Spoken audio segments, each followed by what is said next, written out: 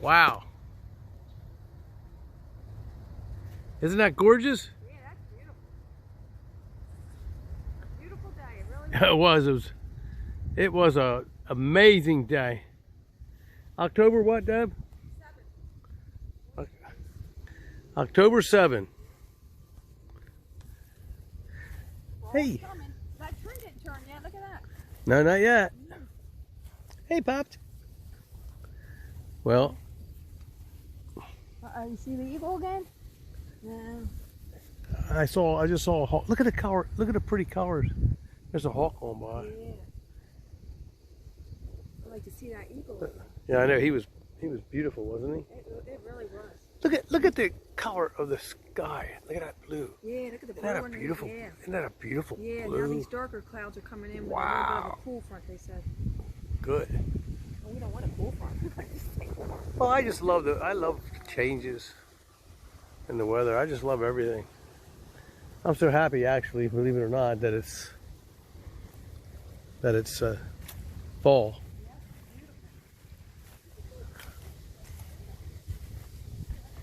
Pretty much over. You know, I was thinking today, because I was eating a lot of figs, and I was thinking, you know, I should be probably filming this, but I've got a lot of videos out there with eating a lot of figs on it, on them.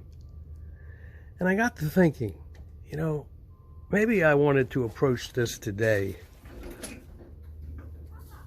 from a different angle. And the angle is this. I got to thinking about it.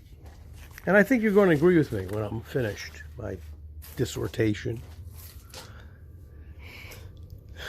Maybe what really is a mark of success is not having, at some particular point in time, a lot of figs left over. And that is so true. And you know, it goes well with my theme, my reoccurring theme that I get repeating and repeating and repeating, which is early, early, early. Now, I'm in my greenhouse right now, and this is an Italian 258. Actually, it says Genovese Nero, but they are one and the same in my opinion. And I have 2 trees this large, very large trees. The others out there, which I'll show you in a minute. And the beautiful thing is I had many, many, many figs on this. Many. And I've been eating these every day. And it's October 7th. Look at that. That's a small one, but I've had many big ones. The point is they're getting to their end. The Italian 258s are almost finished. And that's what you want. Now, my early fig varieties, like this Rondi Bordeaux, has finished producing weeks ago. Wow. Many of my varieties have been done for a very, very long time, like this Rondi Bordeaux, which is certainly in my top probably 3 figs in the world. The nice thing about growing later varieties is that when the season's over, like it is now, essentially, you still are able, and here's a Figo Preto, and it's ready to eat. I was going to do this video tomorrow, but you know what? I'll do it now. Wow. I wish I could share that taste with all of you out there. And I am so serious when I say it. I've got to save this out. Debbie had a few delicious figs today. We picked a few off this Preto. And my black Madeira, this large black Madeira, we had about 6 or 7 this morning. And I should have started filming them, but I didn't think about this. theme until really just now. And I haven't made a video for a little while, and I thought very quickly, clickety click click, that's what I need to do. Talk about not having figs left over in the season, because you were able to, here's Black Madeira, you were able to grow them in a way that they were early enough to eat them all and not have a bunch of figs left over like what happens very often that will never ever get ripe. What good is that? That's not any good. Look at the Black Madeira. Now, if you look at my earlier fig videos of this Black Madeira, it was loaded with figs all over the place. And now it's not. There's a few here going to get ripe. Great, that's wonderful. I'll have a few more. Let's take a bite of this.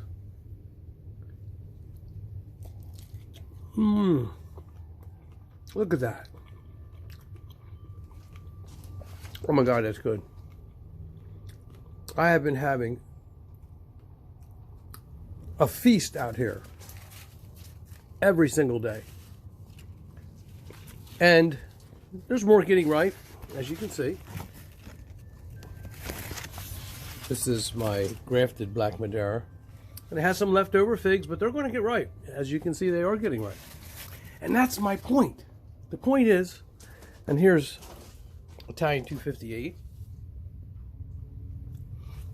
And here's my Smith. Now my Smith is done. It's an earlier fig. And there's a few, I noticed there's a few up here that probably will get ripe.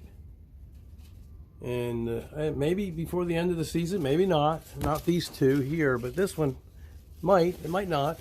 Big Smith maturates quickly. I see another stray couple up there. Look at that. But my point is, they're gone. They're gone. And that's the important point I'm trying to make. Sometimes no figs or a few figs is a perfect sign of success. Look at this. This 258. There's just a few more. There's some ripe ones today. I've been picking them quite often. They're all done though. Look. They're all finished. Just about. There's a few stragglers, and that's good. Because now and then,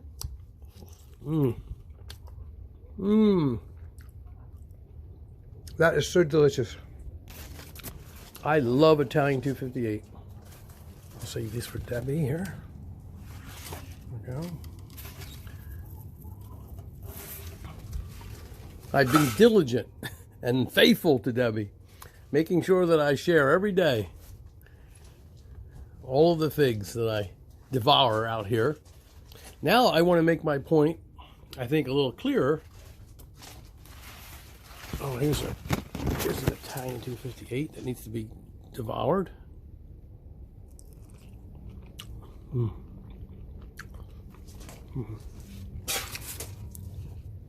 So good. There's a couple more. And there will be a couple each day. And that's okay. And that's good.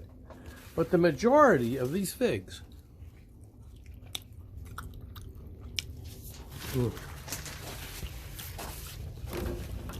let's see what Penny Pop's doing. Penny, oh, I'm sorry. Come on in here. Come on in. Oh, I can't believe I did that. I wasn't prepared for this video, really. This is a spontaneous video. Hey, okay, I'm going to have to share a little bit of this. Okay, this is Mommy's, but go ahead. Oh boy. There we go. I can't leave you out. That's not fair. She's the fig connoisseur.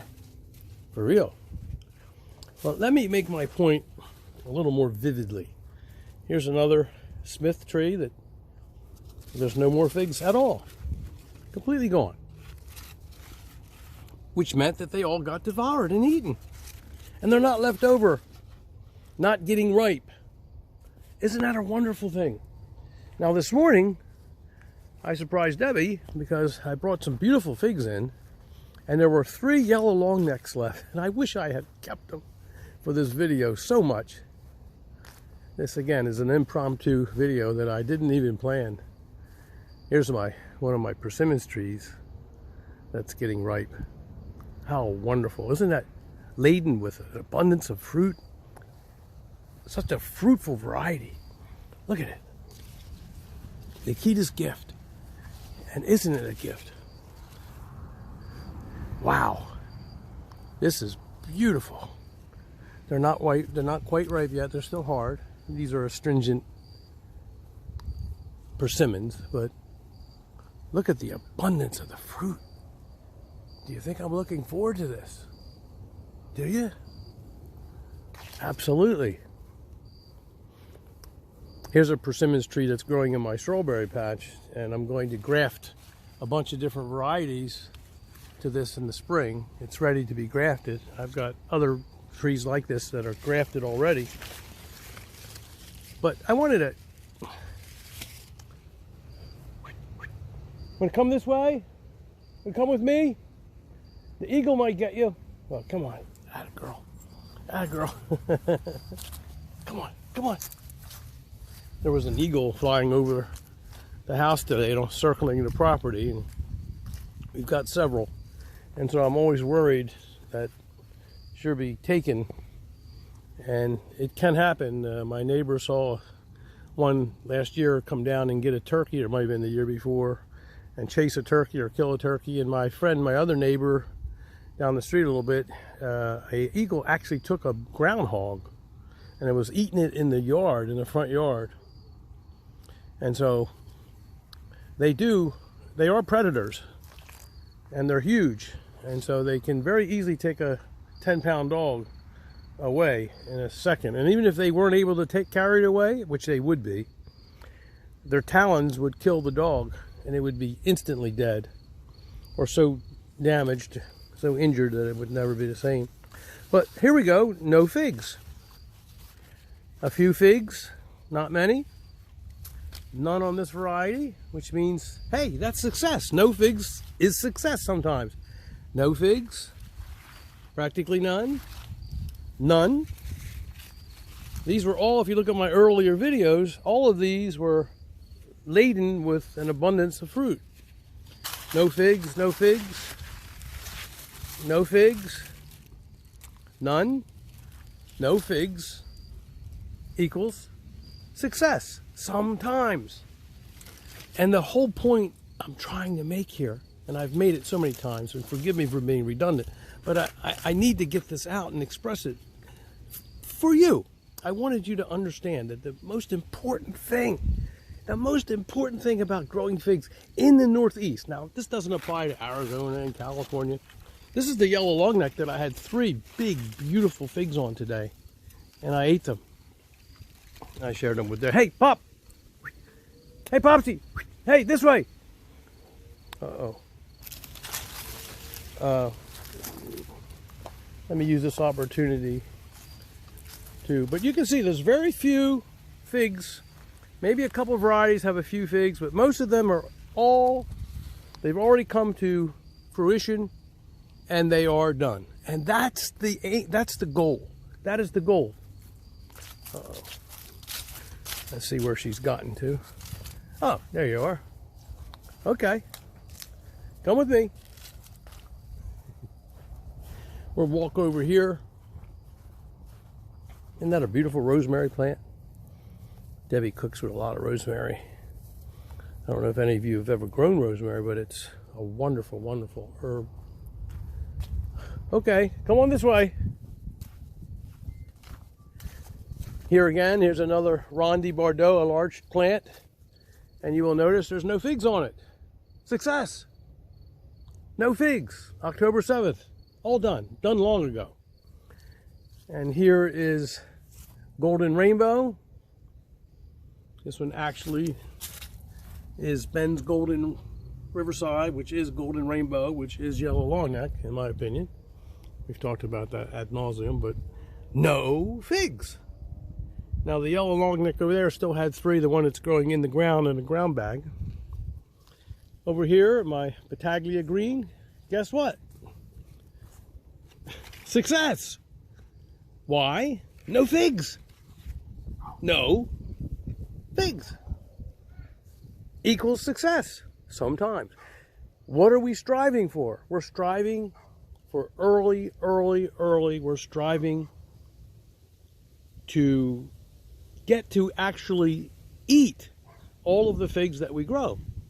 And not just eat a few late in the season and have most of them still remain on the branches and go to waste. That's the goal. That's the whole thing. That's what it's all about. You see? Now, this Battaglia green, you've seen it many times. And a few times this season too. And it was laden with fruit. And it's no longer laden with fruit. Why? Very simply. They're all gone. I'll just quickly shine the camera over this way. You see my broccoli robs coming up. I still have some tomatoes and things.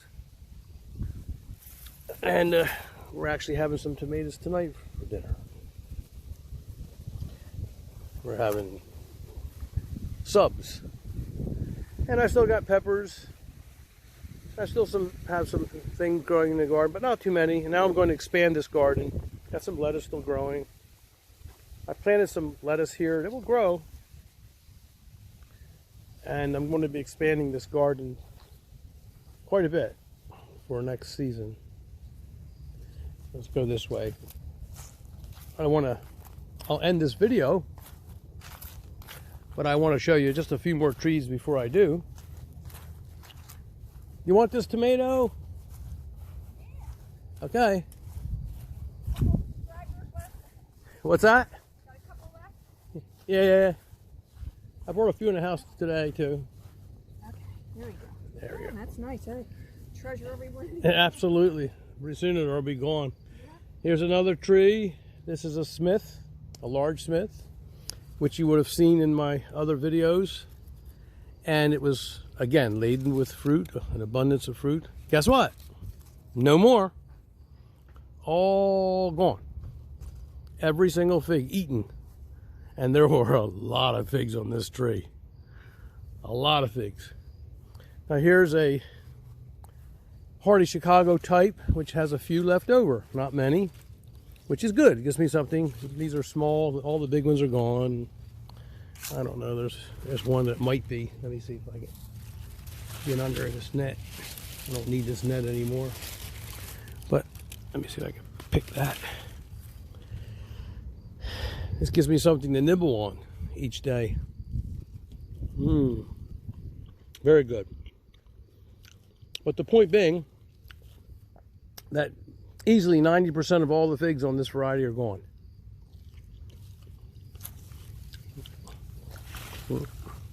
And on this variety, only one little straggler fig remaining. And on my Laterula, my Italian honey fig, no figs remaining. And what does that equal? Success. Success. No figs. No figs remaining. That's an important point. And that's what we want to do. That's what we aim for. We want to be able to harvest our crop during the summer and yes, into the fall. And fortunately, we haven't had any rain for the last, I don't know, more than a week, 10 days, which is good because I've been eating a lot of delicious figs.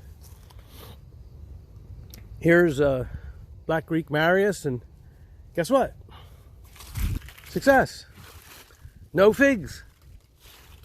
All gone. No figs equals success. Here's another beautiful persimmons tree, and the persimmons are ripening, and I love them.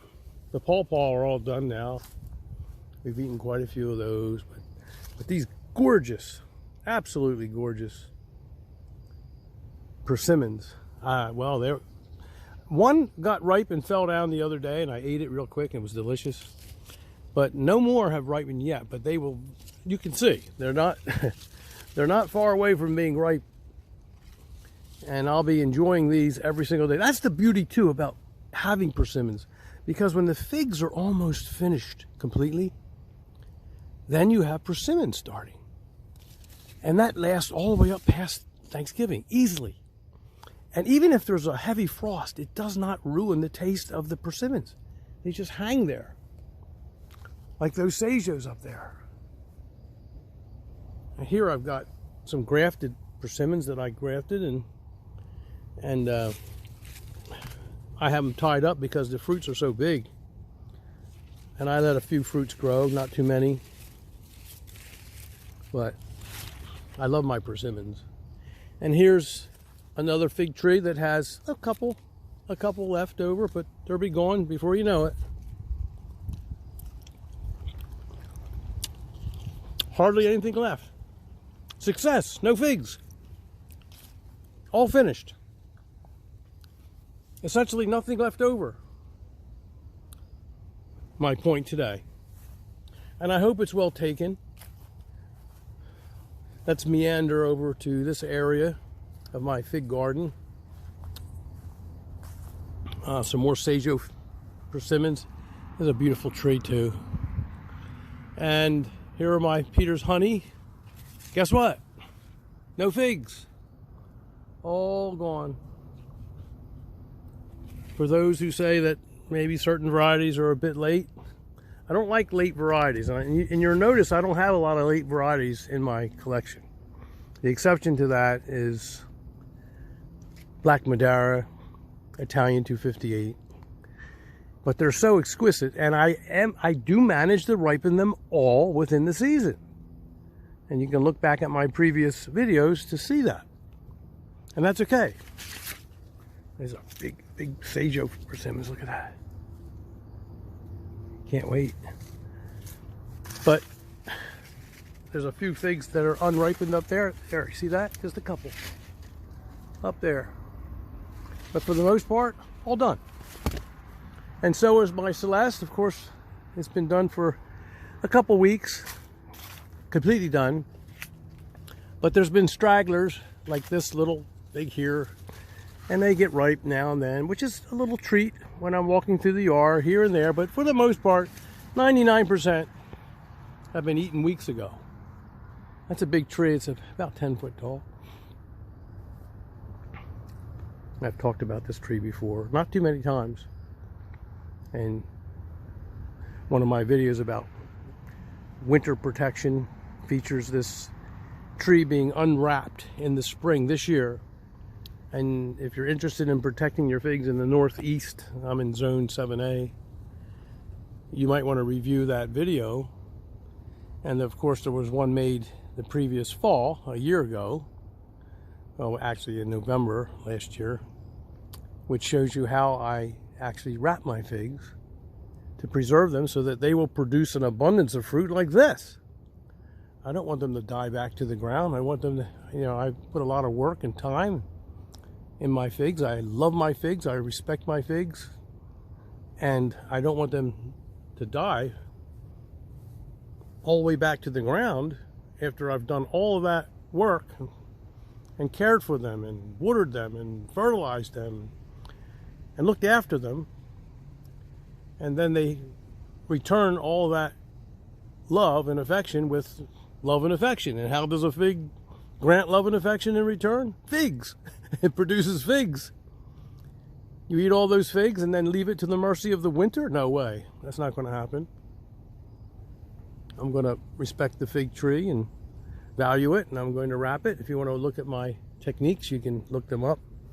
I've got about quite a few videos now, and I try to cover every subject. This is just an informational channel. I don't buy, I don't sell figs or fig cuttings or trees.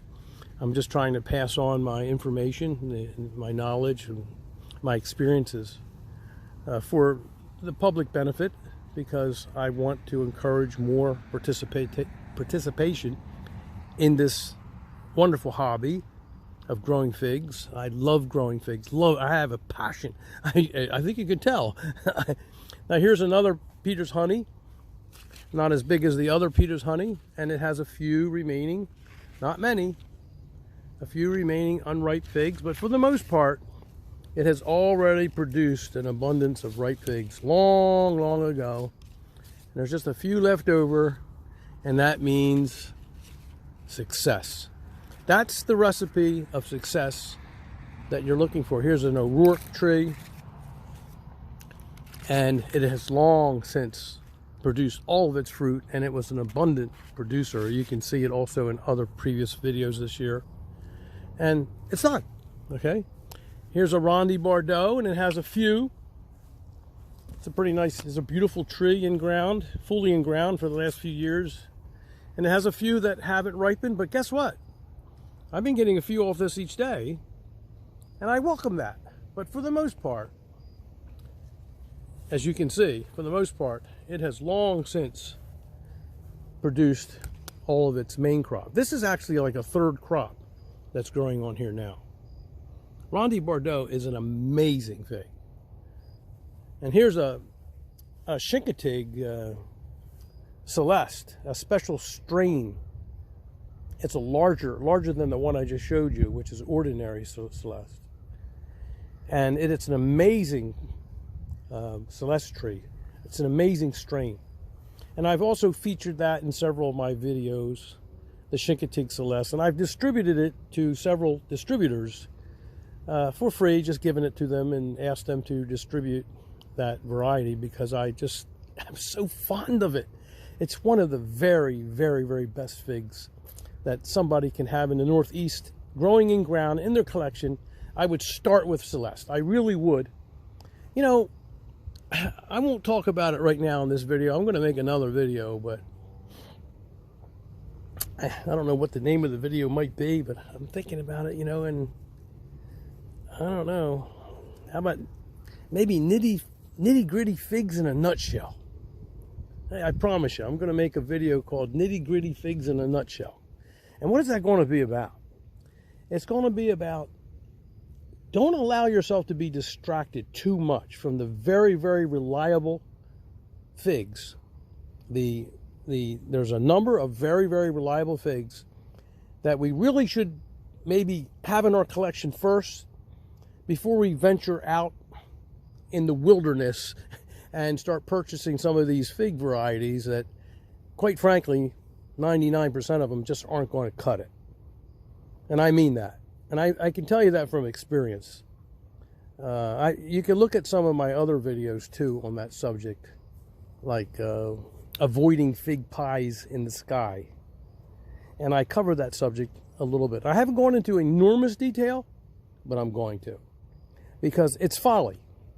And the advice that I give, it's my opinion, it's my advice to you. Don't get too taken in by this, I want to be a collector of 100 varieties passion, because you don't.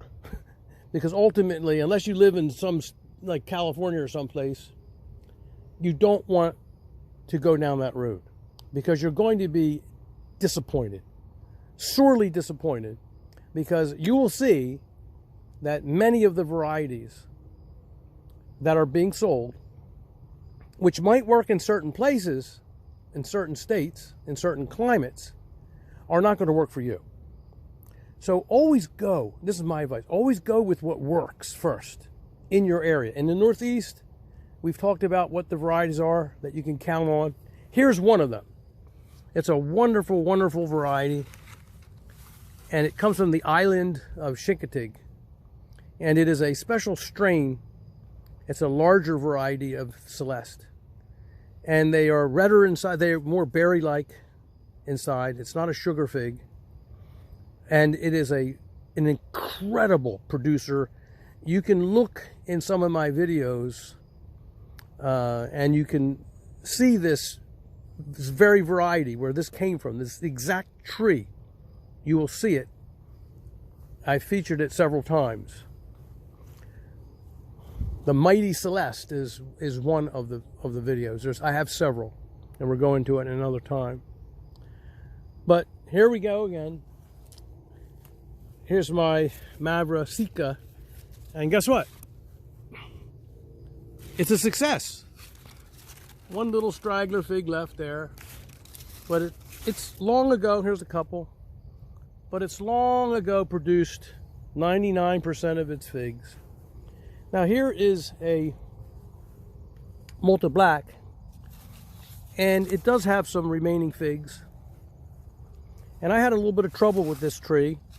I had to cut it back, and it had gotten a fungus on it, and it missed my attention. And therefore, I planted it completely in the ground. It wasn't a pot. And I planted it in the ground in the spring, so it's gotten a late start. But it still produced an abundance of figs, believe it or not. Plenty of them. And some of these will still get ripe, maybe not. But this is an exception to the rule. And this is what you don't want. You don't want a tree in the fall that is late and isn't producing or hasn't produced all of its fruit. Here's some fruit here too on this tree. And there's still some getting ripe, which is fine. That's okay. We want that. Because I come out here, I get my cup of coffee, I walk around, and I want to make sure that I have a fig here and there to eat, a treat. Now here's another variety that has long since produced. This is Tiger, LSU Tiger, and there's no more fruit on it. Why? Because they've all been eaten. And so that's a success. Okay, I've worn out this theme, I'm sure. I hope. Here's another Ronde Bordeaux, completely in ground, no figs. Here it is, Ronde Bordeaux, in ground. The figs have been eaten long ago. So there we go. I hope that this video has been useful and informational to you, and that you'll find it of some value. I hope that you will. Thank you for visiting. I always love when you do.